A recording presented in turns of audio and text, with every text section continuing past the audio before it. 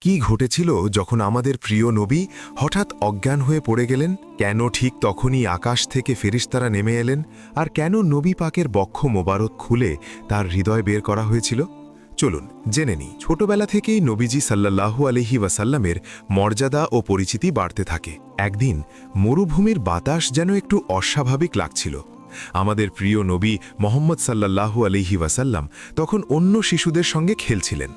হঠাৎ খেলতে খেলতেই তার মুখ ফ্যাকাশে হয়ে যায় এবং তিনি অজ্ঞান হয়ে মাটিতে পড়ে যান। ঠিক সেই সময় আকাশ থেকে দুইজন ফেরেশতা নেমে আসেন। তাদের হাতে ছিল একটি রূপার পাত্র, যাতে বরফ ও জমজম কূপের পানি ছিল। ফেরেশতারা খুব যত্ন করে নবীজি সাল্লাল্লাহু আলাইহি ওয়াসাল্লামকে শুইয়ে দেন। তারপর তার বক্ষ মোবারক খুলে ফেলেন। হৃদয় বের করে তা থেকে সব ধরনের অপবিত্রতা দূর করেন।